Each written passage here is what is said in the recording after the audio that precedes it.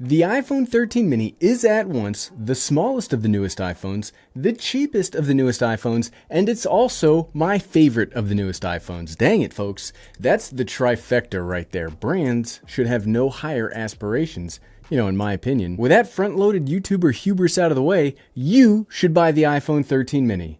Why is that? Let's find out.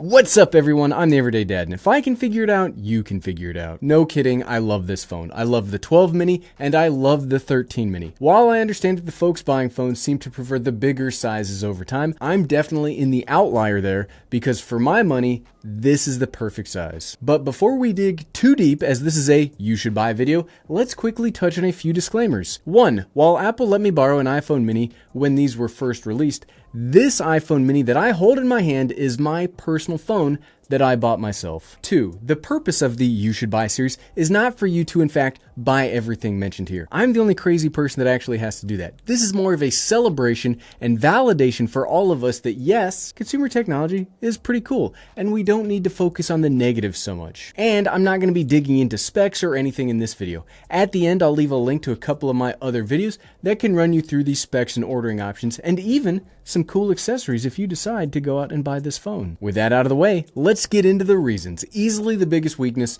of the iPhone 12 mini was battery life. The power was great, the screen was gorgeous, but it barely made it through the day. And as I've mentioned time and time again, battery life is probably the single most important phone spec for me. While the 13 mini is not getting Pro Max levels of battery life, I do think that this phone has been able to fix this particular problem. I'm personally able to go through the day without any serious rationing and make it to bedtime without my phone dying. Yes, I do very much prefer the 60% battery life remaining that I get on my 13 Pro Max. I mean, who wouldn't? That's an absurd number to see at the end of the day. But I used to have to make some very serious caveats when talking about the iPhone 12 mini that I don't have to make here. If I'm going to be doing a lot of screen use or power use throughout the day, I probably will throw that Magsafe battery into my backpack just in case. And just a quick note, while that thing was pretty universally frowned upon when it first came out, I think the Magsafe battery is a perfect companion to the 13 mini. You only need to have it on when you are charging, and you can instantly take it off when it's done. It's not like those old battery cases that permanently made a small, svelte phone all big and bulky. But honestly, I haven't been using it all that much because you don't really need to. Apple officially says that they've added 1.5 hours of battery life to the 13 mini, and I'd say that I wholeheartedly agree with that. It's not yet perfect. Perfect would be that 60% battery life at the end of the day, but I do think this is a substantial upgrade over last year, and I think it fixes the major issue from the 12 mini. The next reason to buy the iPhone 13 mini are the cameras, both rear cameras and front cameras. The rear cameras keep the same ultra wide angle and wide angle combo from last year, but the wide angle has had a substantial, believe me when I say that I typed that in all caps in the script, they've had a substantial upgrade this year. The best camera from the iPhone 12 lineup was the wide angle from the 12 Pro Max. It had a physically larger sensor shift stabilization, all the goodies you could hope for. The only real downside was you needed that largest, most expensive phone to get that camera.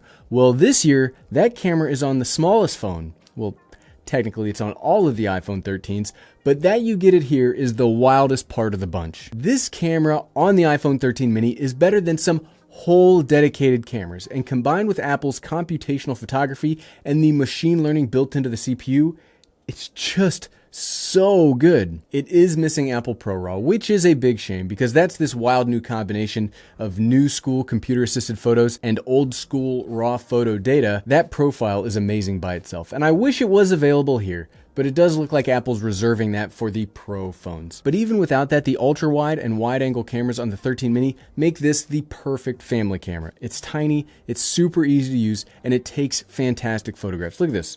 This is the only camera you have to bring around to family events. The front-facing camera itself is no slouch. Now, it didn't receive the hardware updates this year that the back cameras got, but what both front and back cameras got together this year was cinematic mode. Now, I talked about this a lot in the 13 Pro Max video and in the 1 week later follow-up for the 13 mini, but darn, cinematic mode is pretty cool, and I'm a gigantic fan of it. Essentially, it's portrait mode, but for video. So as you're doing video, you'll get a little bit of digital background blur in real time in your videos. No, it's not perfect, and you will see edge issues if you look for them, but the same was also said for portrait modes in phones when they first came out, and nowadays, those portrait modes look real good. But what I really like is not only that you get a blur in the video as you record, but this also gives you the option to adjust that after the fact. And you can actually pick different focus points in the video afterwards. There is literally nothing else on the market that will allow you to do this. There are cameras that have photo stacking modes that will let you do something similar for still images,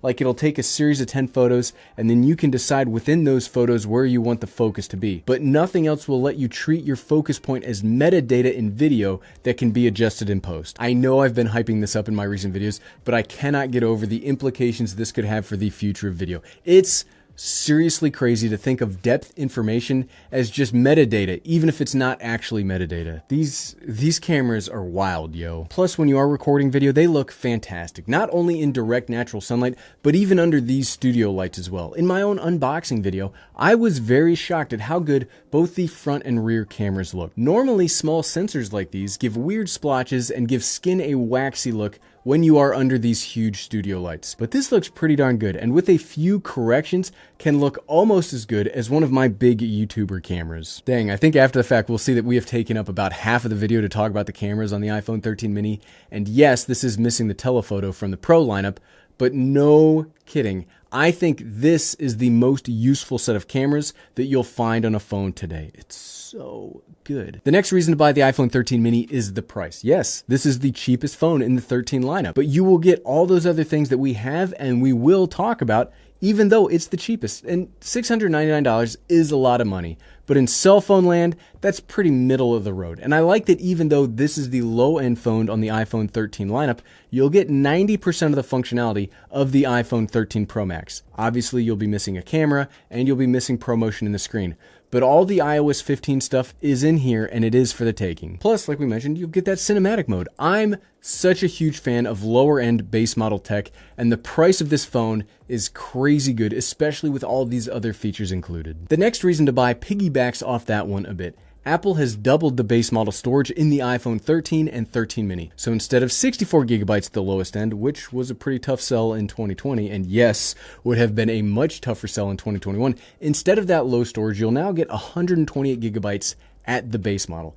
And I think that's perfect. 128 gigabytes is actually what I think of as the perfect amount of storage for a phone in 2021. 256 and 512 are a little more than I would ever personally use. Like we said in that iPad Gen 9 follow-up, even me, as somebody that takes a ton of photos and a ton of videos with my phone, I've only got 47 gigabytes full on my personal iPhone. I will probably never fill up that 128 gigabytes, and I consider myself a power user. Yes, there are folks that will absolutely need that 512 gigabyte option, and you know who you are. But having the best option as the base model now, that's so good instead of needing to spend more to get here. Thumbs up all around. I love it. Plus, we also get that double storage without needing to have had this phone increase in price year over year. Team, I gotta tell you, I'm getting ready to announce the term Apple tax as dead. First though, we gotta wait to see the prices on these new Macs coming out. If the storage and memory are reasonably priced, then I'll make that claim, but we gotta see it to believe it. Normally the Apple tax, Apple charges a premium for memory and storage. The next reason to buy the iPhone 13 mini is pretty simple, the size. We kind of already talked about this in the price, but I really want to hit home the size thing specifically. I love the size of this phone. It perfectly fits in my hand when I'm texting or tweeting. I guess those are like literally the only two things I do with my life. This also works as a perfect fitness companion, either in the hand or in an accessory pouch. This perfectly fits in pockets without being obnoxious and taking up a ton of space. It's lightweight enough that using it doesn't cause forearm discomfort, and well, it just looks awesome. I know I showed this in the follow-up video, but this is the iPhone 4S, one of the most highly coveted of all the ancient technology from 2011. Not only is the 13 mini bigger than this phone, it has much more real estate. Phones are slowly, well, maybe not so slowly, migrating into these gigantic slabs that are starting to be borderline uncomfortable to use. Let's bring it back to the mini. This is a properly sized cell phone. If I want something bigger, I can always use my iPad or computer or literally anything else that I don't need to keep in my pocket. And the last reason I'm going to say that you should buy the iPhone 13 mini is not specific to the mini itself, but it's Magsafe. Yes, this is still a feature wholly unique to Apple, and while it may be that this is their way of slowly phasing ports out altogether, I really like it. I have a little adapter on my nightstand that has a Magsafe charger built into it, so I can easily start charging my phone one-handed, and I can even pick it up in the morning one-handed, and I get it.